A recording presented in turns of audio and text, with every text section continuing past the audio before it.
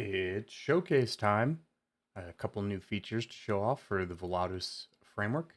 Let me get these lined up. New module is complete. It's a software variable module, softvar.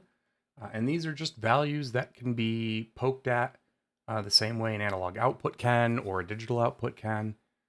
So these are channels that are published as telemetry around a system, and they're a great way to do automation parameters and other variables that can affect GUIs, which we'll see in a little bit.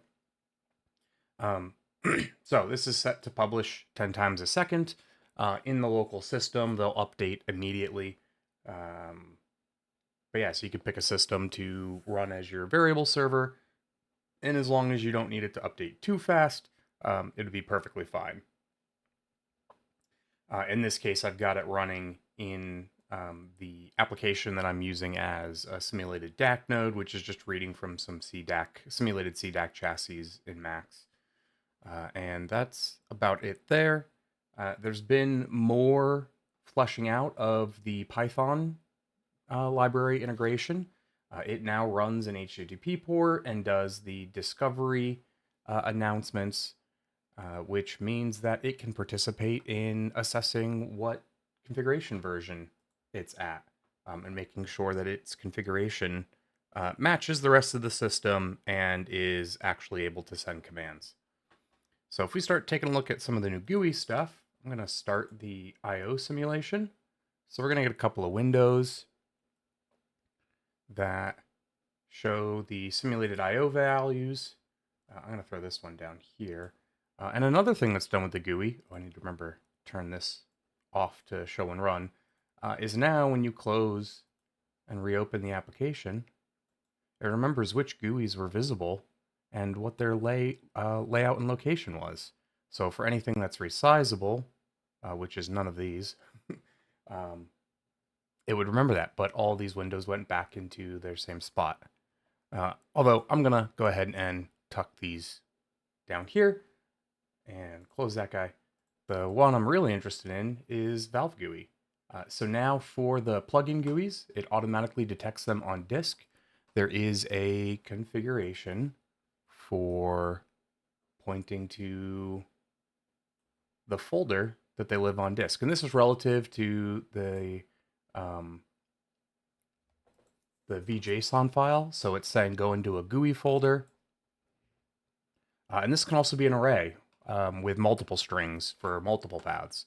And they can be absolute paths or relative paths. But it's saying, show me all the GUIs that are listed in this folder.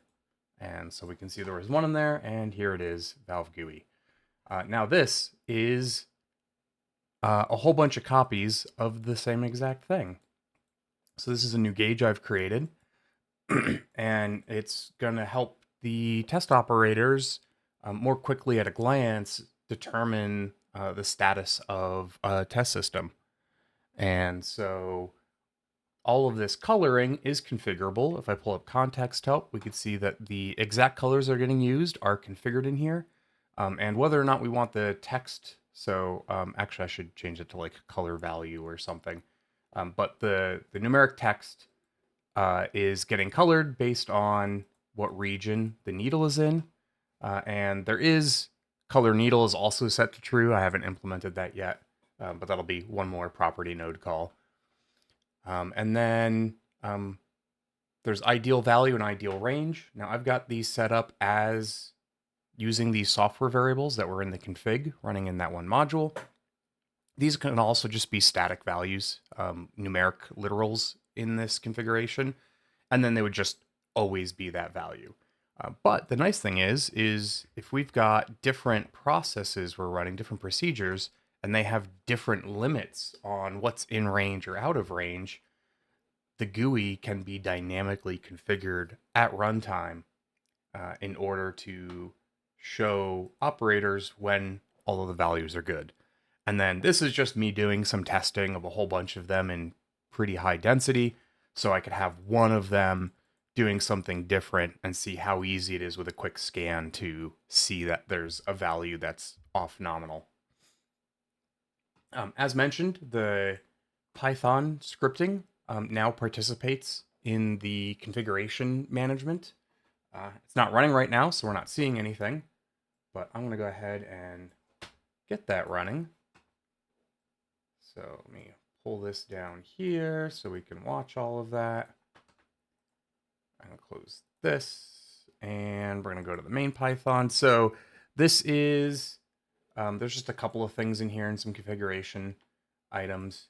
But you create this Volatus instance pointed at a configuration file, should be the same configuration file that the rest of the system is using, and then some of the hierarchy information from that file. So this script knows which module it's running at. And if we look, there's that PyScript node all the way at the bottom. So this script is going to run with this configuration. But then we're going to subscribe to a published group, verify that. One of the things you can do is you can specify a timeout. So this will wait up to 2 seconds to start getting valid data. And that'll wait here until that data is retrieved, or if it times out and then has data, tells you if you got the data within that time or not. You can look up a single channel within that. You can either get all of the values from the group, or you can store them via individual channel objects that make it a little bit easier to access.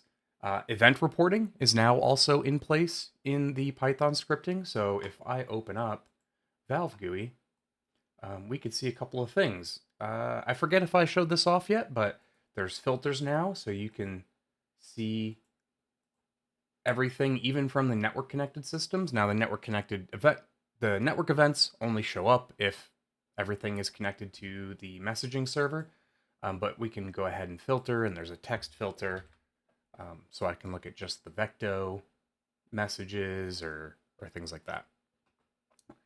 But when this script runs, we will see messages show up from it. So I'm going to go ahead and run this. And, oh yeah, and the rest of what it does, it turns a digital output on, reads some values roughly 10 times a second, turns a value back off, reports that it's done, and then just gives a little bit of time for some of the last messaging to complete. This with block in Python is going to automatically call some cleanup code that's part of the Volatus class.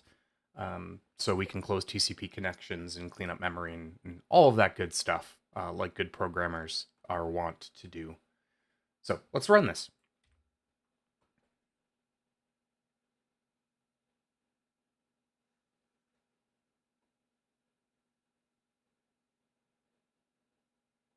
And it's getting values, and we should see this configuration go green here shortly.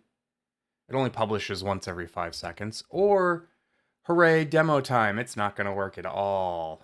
Cool. Something didn't start right. There it is.